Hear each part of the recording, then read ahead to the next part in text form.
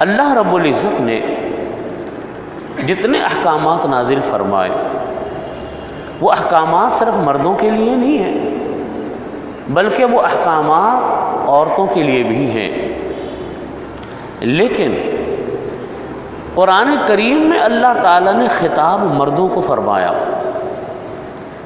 خطاب کس کو کیا؟ مردوں کو۔ اور اس کی وجہ یہ نہیں، اور جگہ جگہ کا یا ایھا الذین آمنو، عورتیں ان میں ضمناً شامل ہیں، براہ راست نام عورتوں کا نہیں لیا۔ اور جیسے فرمایا یا ایھا الذین آمنو جیسے الفاظ استعمال کیے گئے، عورتیں ہیں مراد لیکن ان کے ضمن میں ہیں۔ اس میں اشارہ اس بات کی طرف ہے کہ عورتوں کے معاملات میں پردہ ضروری ہے، ستر ضروری ہے۔ عورتوں کا نام نہیں لیا، عورتوں کا سے براہ راست خطاب نہیں کیا، حالانکہ اللہ تعالیٰ کے لیے تو ساری ان کی بندیاں، اللہ کے لیے پردہ تھوڑی ہے، وہ تو ساری ان کی مخلوق ہے، لیکن تعلیم تو امت کو ہے نا، تعلیم تو انسانوں کو ہے۔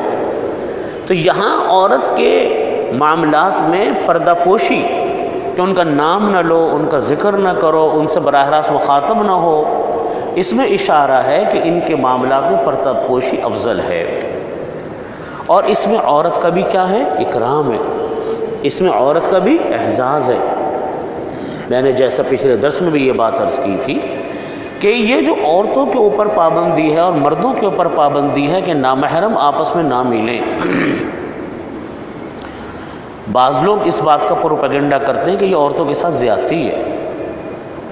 اہل اسلام یہ کہتے ہیں، شریعت کا حکم یہ ہے کہ عورت کے ساتھ زیادتی نہیں ہے، عورت کا اس میں اعزاز ہے، عورت کا اس میں اکرام ہے کہ عام مرد اس کی طرف نہ دیکھیں، عام مرد اس کو ہاتھ نہ ملائیں، عام مرد اس کو ہاتھ نہ لگائیں، اس میں عورت کا احساس ہے۔ یہاں پر بھی پورے قرآن میں نے جیسا عرض کیا کہ اصل چیز عورت کے معاملات کے اندر ستر پوشی ہے۔ پورے قرآن پاک میں اللہ رب العزت نے کسی عورت کا نام نہیں لیا، براہ راست نام لے کر مخاطب نہیں کیا، سوائے حضرت مریم علیہ السلام کے۔ وَمَرْيَمَ ابْنَتَ عِمْرَانَ کہہ کر خطاب کیا گیا کہ وَمَرْيَمَ ابْنَتَ عِمْرَان، وَمَرْيَمَ ابْنَتَ عِمْرَان، کہ مریم جو کہ بیٹی ہیں کس کی؟ عمران کی۔ اور مریم علیہ السلام سے کون پیدا ہوئے؟ حضرت عیسیٰ علیہ السلام پیدا ہوئے، اور پیدا بھی بغیر باپ کے ہوئے، دنیا کے عام ضابطوں سے ہٹ کر۔ تو یہاں جب پورے قرآن میں کسی عورت کا نام نہیں لیا، نام لیا تو حضرت مریم علیہ السلام کا نام لیا۔ جن عورتوں کا نام آیا مردوں کی نسبت سے نام آیا، امرأۃ فرعون یوں نام آیا، فرعون کی بیوی، امرأۃ نوح کی بیوی، امرأۃ لوط علیہ السلام کی بیوی کے الفاظ سے تعبیر کیا، اور نام حضرت مریم علیہ السلام کا آیا۔ حضرت عائشہ رضی اللہ عنہا، کتنا اونچا مقام حضرت ام المومنین حضرت عائشہ صدیقہ رضی اللہ عنہا کا کہ نبی کریم صلی اللہ علیہ وسلم کی زوجہ محترمہ، پھر انتہا سے زیادہ جن سے نبی کریم صلی اللہ علیہ وسلم کو محبت تھی، وہ ان پر جب لوگوں نے بہتان ترازی کی تو اللہ رب العزت نے حضرت مریم علیہ السلام، حضرت عائشہ رضی اللہ عنہا کی براءت میں حضرت عائشہ رضی اللہ عنہا کی پاک دامنی کو بیان کرنے کے لیے بہت ساری آیات نازل کی، لیکن نام نہیں لیا، حضرت عائشہ رضی اللہ عنہا کا نام نہیں لیا۔ آیتوں کی آیتیں نازل ہوئی ام المومنین حضرت عائشہ صدیقہ رضی اللہ عنہا کی پاک دامنی کے اوپر، ان کی عفت کے اوپر، ان کی عصمت کے اوپر، ان کی عزت کے اوپر، لیکن نام نہیں لیا۔ نام لیا تو کس کا لیا؟ حضرت مریم علیہ السلام کا۔ اور اس کی خصوصیت یہ لکھی حضرات مفسرین نے کہ عیسیٰ علیہ السلام، ہر آدمی اپنے باپ کی طرف منسوب ہوتا ہے، اس کا نسب کس سے چلتا ہے؟ اس کے والد سے چلتا ہے۔ حضرت عیسیٰ علیہ السلام کی نسبت کسی باپ کی طرف تو ہو نہیں سکتی تھی۔ بلکہ حضرت عیسیٰ علیہ السلام کو تو اللہ نے اپنی قدرت دکھانے کے لیے، اور بے شمار اس میں حکمتیں تھیں کہ دیکھو عام ضابطہ تو یہی ہے کہ باپ اور مرد عورت کے ملاپ سے اولاد پیدا ہوتی ہے، لیکن اللہ تعالیٰ فرماتے ہم کسی قاعدے ضابطے کے پابند تو نہیں، ہم اپنی قدرت بھی دکھاتے کہ ایسے بھی بچہ پیدا ہو سکتا ہے۔ اور اللہ رب العزت نے حضرت مریم علیہ السلام کے گریبان میں حضرت جبریل علیہ السلام نے جا کر پھونک ماری تو ان کو امید ہو گئی، اور وہ امید سے ہو گئی، اور حضرت عیسیٰ علیہ السلام پیدا ہو گئے۔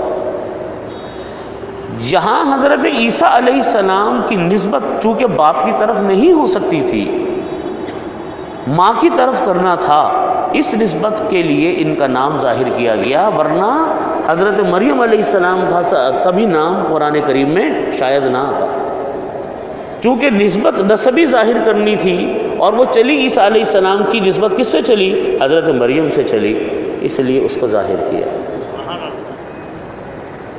ایک نام اس لیے آ گیا بس، باقی ہر جگہ پر عورت کے نام کی نسبت مردوں کے ساتھ ذکر کی ہے۔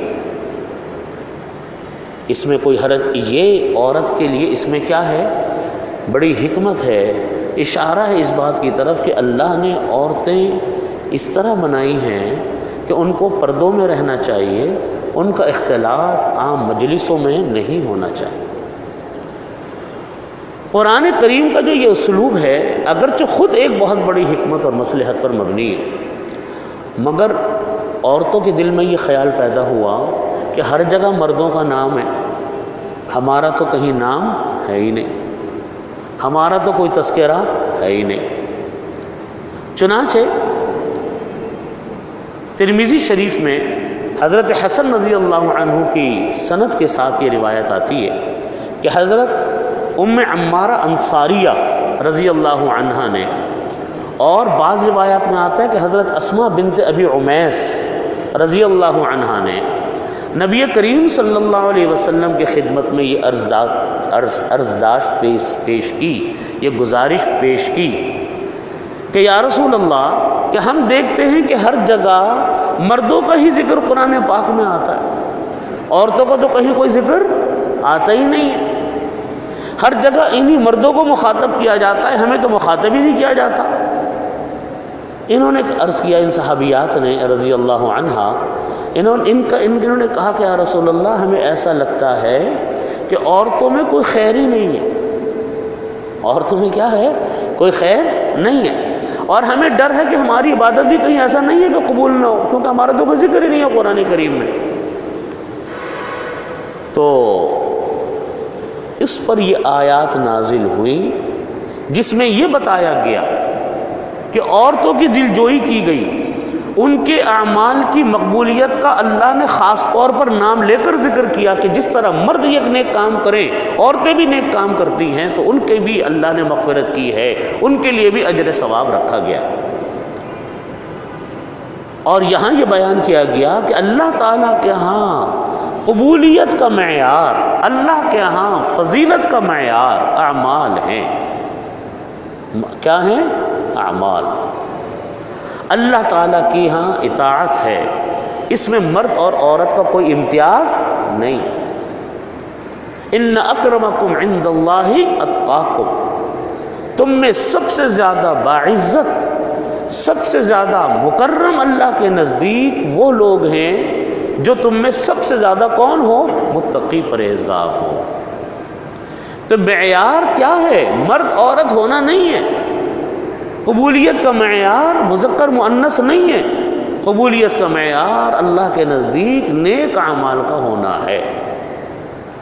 ان کی دل جوئی کے لیے، ان کی اور خواتین کی کو تسلی دینے کے لیے اللہ رب العزت نے یہاں اتنی لمبی آیت بیان کی کہ ان المسلمین والمسلمات، مسلمان مرد، یہ ان آیات کا شان نزول ہے۔ خاص طور پہ عورتوں کا نام لے کر بتایا کہ جیسے مسلمان مرد ہیں اللہ کے نزدیک، ایسے ہی مسلمان عورتیں بھی اللہ کے نزدیک۔ اور پھر نام لیا کہ بے شک مسلمان مرد مسلمان عورتیں، مومن مرد مومن عورتیں، عبادت گزار مرد عبادت گزار عورتیں، سچے مرد سچی عورتیں، صبر کرنے والے مرد صبر کرنے والی عورتیں، خشوع کرنے والے مرد خشوع کرنے والی عورتیں، صدقہ دینے والے مرد صدقہ دینے والی عورتیں، روزہ رکھنے والے مرد روزہ رکھنے والی عورتیں، اور اپنی عزت کی اور شرمگاہوں کی حفاظت کرنے والے مرد اور حفاظت کرنے والی عورتیں، اللہ کا بہت زیادہ ذکر کرنے والے مرد بہت زیادہ ذکر کرنے والی عورتیں، ان سب کے لیے اللہ نے تیار کر رکھی ہے مغفرت کو اور اجر عظیم کو۔